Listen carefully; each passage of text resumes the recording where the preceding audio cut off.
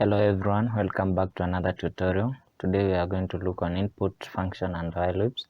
We are going to set an example of an input function, and we print the input function, and you can see when you type in a name it has entered. The next thing we are going to look is use of input function to accept numericals. Use of input function to accept numericals. We are going to use an int function which is used to convert the input value to a numerical, and in our case let's make an input function first of age. Let's say how old are you.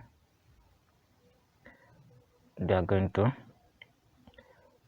put it in an int function in the actual program, and when you print the age in our print, we're going to use a string function, and when you run your program you can see it will accept. It has accepted our numericals. The next thing we're going to use a module operator. We are going to use a module operator which is used to work with the numerical information and divides one number by another and returns the remainder. In our case, we're going to enter some value. We're going to say enter a number, and I will tell you if it is divisible by 7. If you enter a number, it will tell you if it is divisible by 7 or not. And we're going to use an int function to convert numerical, to convert into value from numerical. In our case, when you divide by 7, it will, if the remainder is 0, it will print the number is divisible. Let's say a number like 21, the number 21 is divisible by 7, and if not, if when divided by 7 it's not equal to 0, the remainder is not equal to 0, it will print the number is not divisible by 7. In our case, let's print like 21, and you can see number 21 is divisible by 7. Let's insert, there is a mistake here to tell you. Let's insert a number like 32, and you can see the number 32 is not divisible by 7 because the remainder is not equal to 1. The next thing we're going to look on while loops, and we're going to set a simple example of a while loop where it will count up through a series of numbers. Let's say a number is 1, and the while loop, if the number is less or equal to 5, it will print the number and it will add 1 to the number. Let's run our program, and you can see it has printed all through the series from 1 up to 5. Let's look on letting the user to know when to quit, letting the user to choose when to quit,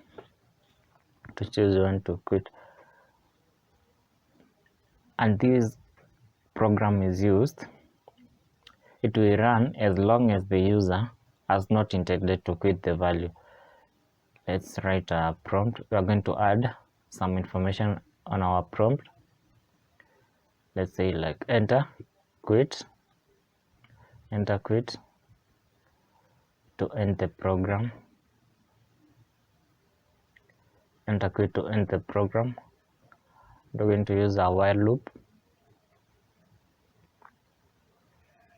Let's print first a message, and we're going to have been inserted into a message an empty list, and then we're going to use a while loop where message if is not equal to quit. If the message is not equal to quit, it will insert input the prompt, and the prompt is enter your name or quit. Let's run our program. Enter your name, or there's an error. Let's run our program again. You can see enter your name, and when you type in a name like James, it will print. If you type quit, it will end the program. The next thing we are going to use is to use overflag to act as a signal to the program.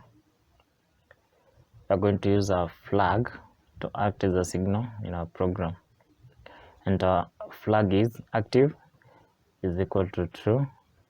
We're going to use a while loop and say message equals to input prompt, and if the message is equal to quit, active is false, so it will not run the program. To run the program if it is said to be true, and stop running when the flag is false. If the message is quit, when you run your program, you can see enter name brown. You can see when you insert quit, it has exited. It will end the program. The next thing, we're going to use break to exit a loop. I'm going to use break statement to exit while loop without running the whole program. Okay, so let's use a while loop while true is equal to, and the name input prompt if name is equal to quit to break, so it will exit the loop, and else to print the name. When you run your program, you can see if you insert a name Alice, it will, and when you insert quit, it will end the program. The next thing we're going to look is use a continuous statement in a loop, which is used to return to the beginning of the loop based on the results of the conditional test.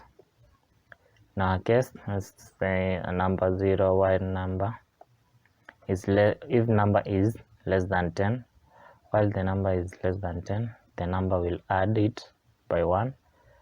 If the number, when divided by 2, the remainder is 0, it will continue printing the number.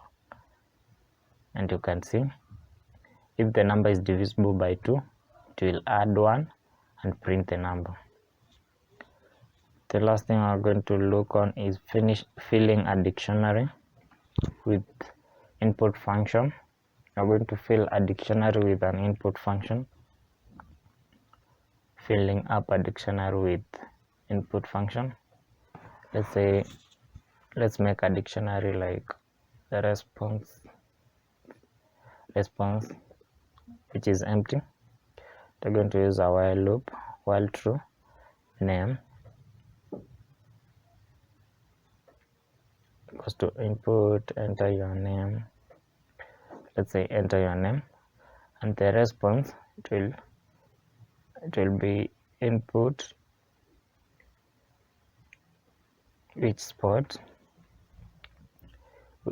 which is your favorite sport,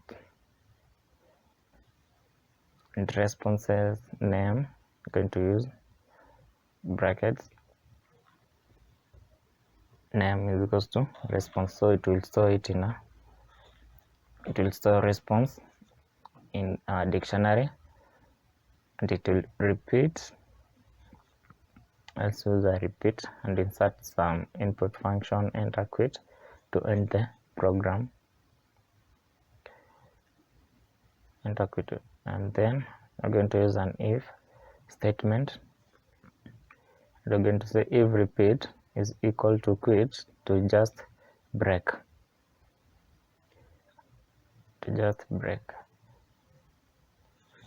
We're going to use a for loop. We're going to say for name response in responses that items to print the name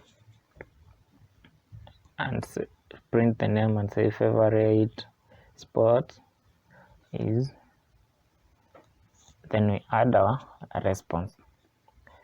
Let's run our program. Your name, let's say Brain, and which favorite, going to say football. You can see enter quick to end the program, and you can see